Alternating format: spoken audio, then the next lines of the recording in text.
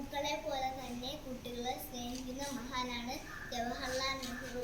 അദ്ദേഹത്തെ കുട്ടികൾ ചാച്ചാജി എന്നാണ് വിളിച്ചിരുന്നത്. അദ്ദേഹമാണ് ഭാരതത്തിലെ ആദ്യത്തെ പ്രധാനമന്ത്രി. ചാച്ചാജിയുടെ ജന്മദിനമാണ് നമ്മൾ ശിശുദിനമായി ആഘോഷിക്കുന്നത്. നന്ദി. നമസ്കാരം. നവംബർ 14 ഇന്ത്യയിൽ ശിശുദിനം ആയി ആഘോഷിക്കുന്നത്. ഇന്ത്യയുടെ ആദ്യത്തെ പ്രധാനമന്ത്രിയായിരുന്നു ജവഹർലാൽ നെഹ്റു. ജവഹർലാൽ നെഹ്റുവിൻ്റെ ജന്മദിനം ആണ് നമ്മൾ ശിശുദിനമായി ആചരിക്കുന്നത്. കുട്ടികളെ ഒരുപാട് ഇഷ്ടപ്പെട്ടിരുന്ന ഒരാളായിരുന്നു നെഹ്റു.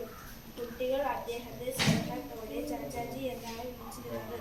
കുട്ടികളുടെ അവകാശങ്ങളെക്കുറിച്ച് ചിന്തിക്കുവാനും അവരുടെ പുരോഗതിക്ക് വേണ്ടി പ്രവർത്തിക്കുവാനും ഈ ശിശുദിനം കാരണമാകട്ടെ എന്ന് ഞാൻ പ്രാർത്ഥിക്കുന്നു.